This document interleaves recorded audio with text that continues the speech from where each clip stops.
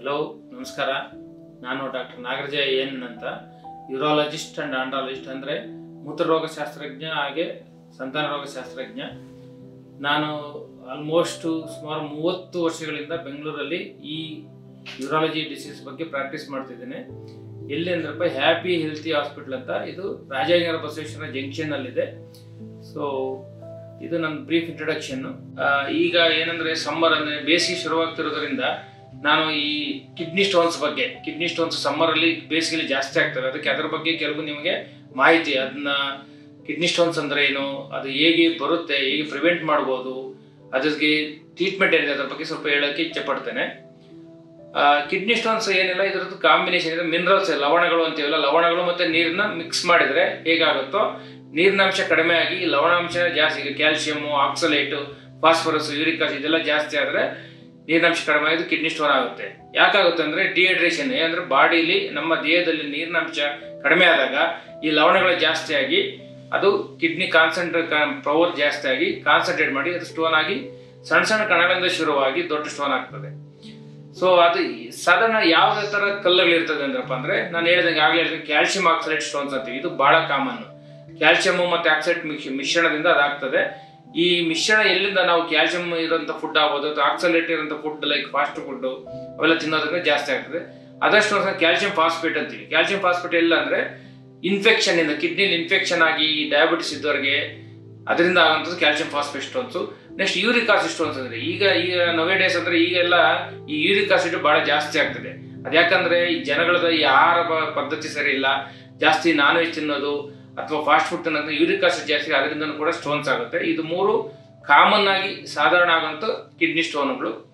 ಈಗ kidney stone ಇದೆ ಅನ್ನೋದು ಹೆಂಗೆ ಗೊತ್ತಾಗುತ್ತೆ ನಮಗೆ, ಅದನ್ನ ಕಂಡುಹಿಡಿಯೋದು ಹೇಗೆ? ಒಂದು ಮೆಜಾರಿಟಿ ಅಂದರೆ ಸುಮಾರು ಸಾರಿ ಕಿಡ್ನಿ ಅದು ಮೂವ್ಮೆಂಟ್ ಏನಿಲ್ಲ ಅಂದರೆ, ಅಥವಾ ಭಾಳ ದಪ್ಪ ಇಲ್ಲ ಅಂದರೆ, ಅಥವಾ ಅದರಿಂದ ಕಾಂಪ್ಲಿಕೇಶನ್ಸ್ ಏನು ಇಲ್ಲ ಅಂದರೆ, ಸೈಲೆಂಟ್ ಸ್ಟೋನ್ ಅಂದರೆ ಅದರಲ್ಲಿ ಯಾವುದೇ ತೊಂದರೆ ಇರಲ್ಲ. ಸುಮ್ಮನೆ ಏನಕ್ಕೋ ನಾವು ಒಂದು ಸ್ಕ್ಯಾನ್ ಮಾಡಿದಾಗ ಅದು ಗೊತ್ತಾಗ್ತದೆ. ಹಾಗಾಗಿ ಏನೆಲ್ಲ ಲಕ್ಷಣಗಳು, ಸಿಂಪ್ಟಮ್ಸ್ ಅಂತೀವಿ, ಏನು ಬರ್ಬೋದು ಅಂದರೆ, ಒಂದು ನೋವು, ಸೊಂಟದ ನೋವು. ಸೊಂಟ ಅಂದರೆ ಈ ರೈಟಿಂದ ಲೆಫ್ಟ್ ಇದ್ದರೆ ಒಂದು ಸೊಂಟ ನೋವು ಅಂತೀವಿ.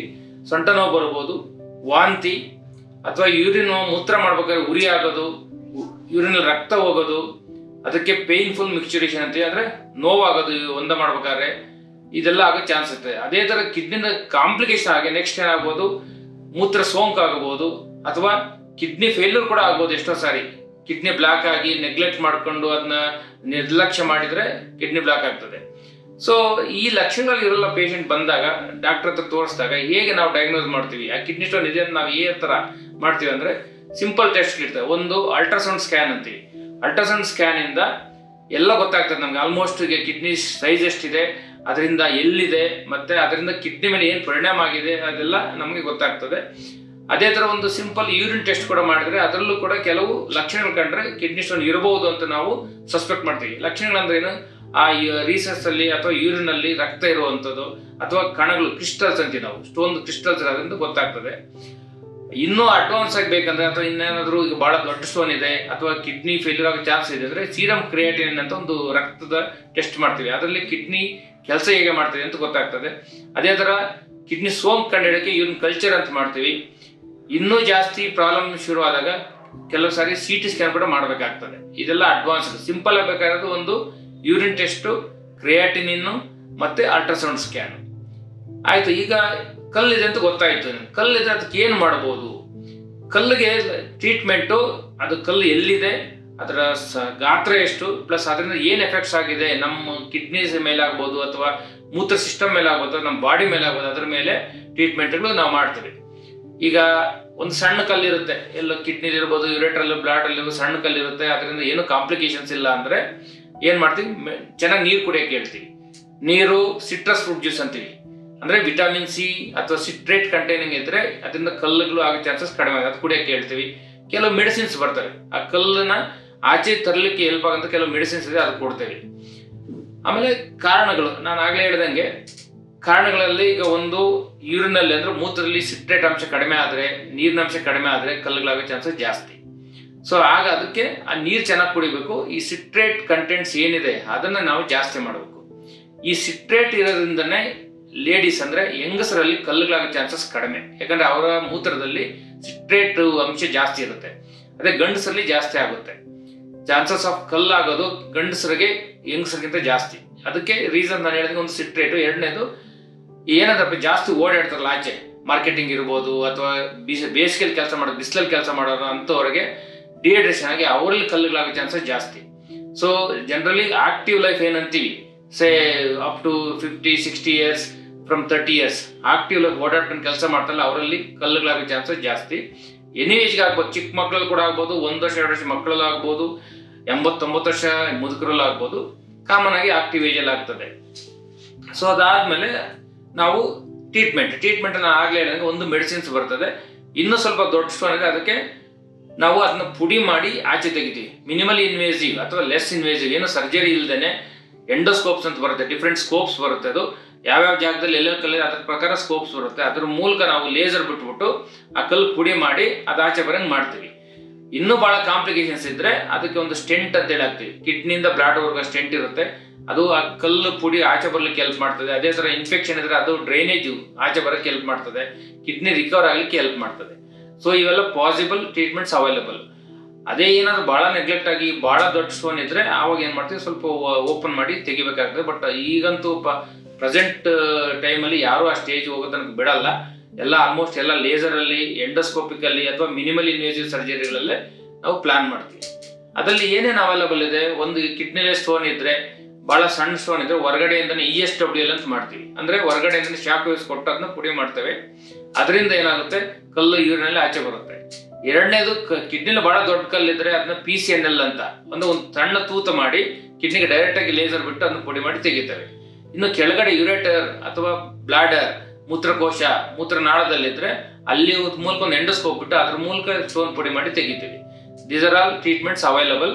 ಎಲ್ಲ ಸಿಂಪಲ್ ಇರ್ತವೆ, ಮಿನಿಮಲ್ ಇನ್ವೇಸಿವ್, ಕಾಂಪ್ಲಿಕೇಶನ್ಸ್ ಏನೂ ಇರೋದಿಲ್ಲ.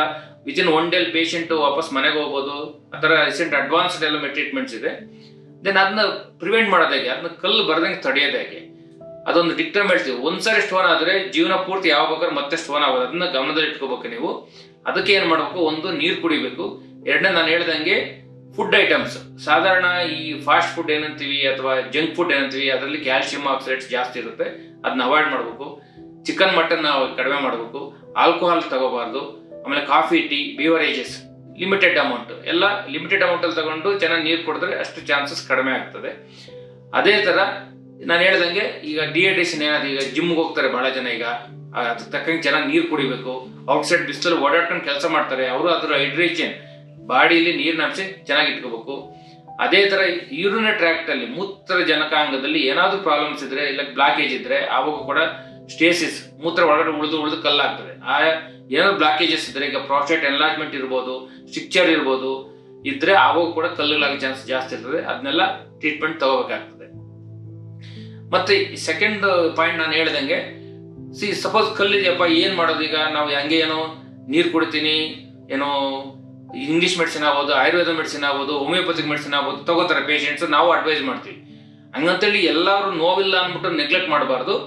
ನೋವು ಇರಲೇ ಬಿಡಲಿ, 1 ತಿಂಗಳು 2 ತಿಂಗಳು 3 ತಿಂಗಳು ಆದ್ಮೇಲೆ ಮತ್ತೆ ಸ್ಕ್ಯಾನ್ ಮಾಡಿ ನೋಡಲೇಬೇಕು. ಈಗ ನೋವಿಲ್ಲ ಅಂದ ತಕ್ಷಣ ಕಲ್ಲು ಇಲ್ಲ ಅಂತ ಅರ್ಥ ಅಲ್ಲ. ನಾನು ಹೇಳ್ದಂಗೆ ಕಲ್ಲು ಮೂವ್ಮೆಂಟ್ ಆದರೆ ಮಾತ್ರ ಪೇನ್ ಬರುತ್ತೆ. ಮೂವ್ಮೆಂಟ್ ಆದ ಕಲ್ಲು ಒಂದೇ ಕಡೆ ಇದ್ರೆ ಕಿಡ್ನಿ ಊತ, ಕಿಡ್ನಿ ಡ್ಯಾಮೇಜ್ ಕಂಟಿನ್ಯೂ ಆಗ್ತದೆ, ಕಲ್ಲು ಮಾತ್ರ ಆಚೆ ಬಂದಿರಲ್ಲ, ನೋವು ಇರಲ್ಲ. ಅನ್ಲೆಸ್ ಅದು ಭಾಳ ದೊಡ್ಡದಾಗಿ ಕಾಂಪ್ಲಿಕೇಶನ್ ಮಾಡಿದ್ರೆ ಅಷ್ಟೇ ಪ್ರಾಬ್ಲಮ್ ಶುರು ಆಗ್ತದೆ. ಅದಕ್ಕೆ ನೋವು ಇರಲೇ ಬಿಡಲಿ, ಡಾಕ್ಟ್ರ್ ಹೇಳಿದಾಗ ಅದನ್ನು ಫಾಲೋ ಅಪ್ ಮಾಡ್ಕೊಂಡು ಸ್ಕ್ಯಾನ್ ಮಾಡಿ ನೋಡಿದ್ರೆ ಗೊತ್ತಾಗೋದು. ಇಲ್ಲಾಂದ್ರೆ ಡಾಕ್ಟ್ರಿಗೂ ಗೊತ್ತಾಗೋದಿಲ್ಲ ಅದು ಕಲ್ಲು ಹೋಗಿದೆಯೋ ಇಲ್ಲ ಅಂತ. ಸೊ ನಮ್ಗೆ ನೋವಿಲ್ಲ, ನಾವೇನು ಇನ್ಯಾಕೆ ಹೋಗ್ಬೇಕು ಡಾಕ್ಟ್ರಿಗೆ ಫಾಲೋ ಅಪ್ಗೆ ಅಂತ ನೆಗ್ಲೆಕ್ಟ್ ಮಾಡಿಬಿಡ್ರಿ. ಆದಷ್ಟು ಸ್ಕ್ಯಾನ್ ಮಾಡಿ ಕನ್ಫರ್ಮ್ ಮಾಡ್ಕೋಬೇಕು. ನೆಕ್ಸ್ಟ್, ಈ ಫ್ಯೂಚರ್ ಕಲ್ಲು ಆಗದೆ ಇರೋದಕ್ಕೆ ಏನು ಮಾಡಬೇಕು, ನಾನು ಹೇಳಿದಂಗೆ ನೀರು ಕುಡಿಯೋದು. ಎರಡನೇದು ಡಯಟ್, ಅಂದರೆ ಆಹಾರ ಪದ್ಧತಿನ ರೂಢಿಸ್ಕೊಡೋದು. ಮೂರನೇದು ಆಗಾಗ ಚೆಕ್ ಮಾಡ್ತಾ ಇರ್ಬೇಕು. ನಾನು ಹೇಳ್ದಂಗೆ ಒಂದ್ಸರಿ ಕಲ್ಲಾದರೆ ಮತ್ತೆ ಕಲ್ಲಾಗ್ಬೋದು. ಅದಕ್ಕೇನು ಮಾಡಬೇಕು, 3 ತಿಂಗಳಿಗೊಂದ್ಸರಿ, 6 ತಿಂಗಳಿಗೊಂದ್ಸರಿ, ಆಮೇಲೆ ವರ್ಷಕ್ಕೊಂದ್ಸರಿ ನಿಮ್ಗೆ ನೋವಿರಲಿ ಬಿಡಲಿ ಒಂದು ಅಲ್ಟ್ರಾಸೌಂಡ್ ಸ್ಕ್ಯಾನ್, ಸಿಂಪಲ್ ಸ್ಕ್ಯಾನ್ ಅಷ್ಟು ಮಾಡಿಸ್ಕೊಂಡ್ರೆ ಪ್ರಿವೆಂಟ್ ಮಾಡ್ಬೋದು. ಯಾಕೆ ಹೇಳ್ತೀನಿ ಅಂದರೆ, ಬೇಗ ಕಲ್ಲು ಸಣ್ಣ ಕಲ್ಲಿದ್ದಾಗಲೇ, ಕಾಂಪ್ಲಿಕೇಶನ್ ಇದ್ದಾಗಲೇ ಕಂಡು ಹಿಡಿದ್ರೆ ಅದು ಮೆಡಿಸಿನಲ್ಲಿ ಆಚೆ ಹೋಗಂಗೆ ಮಾಡ್ಬೋದು. ಅದಕ್ಕೆ ಯಾವ ಲೇಸರು ಬೇಕಾಗಲ್ಲ, ಯಾವ ಸರ್ಜರಿ ಏನೂ ಬೇಕಾಗಲ್ಲ. ಸೊ ಅದಕ್ಕೆ ನಾನು ಒಂದು ಕನ್ಕ್ಲೂಷನ್ ಅಂದರೆ ಫೈನಲ್ ಏನು ಹೇಳ್ಬೇಕು ಇಷ್ಟಪಡ್ತೀನಿ ಅಂದರೆ, ಎದುರ್ಕೊಂಬಿಡ್ರಿ ಕಿಡ್ನಿ ಕಲ್ಲಿದೆಯಪ್ಪ ಏನು ಮಾಡೋದು ಹಾಗಾಗಿ ಹೀಗೆ ಅಂತ.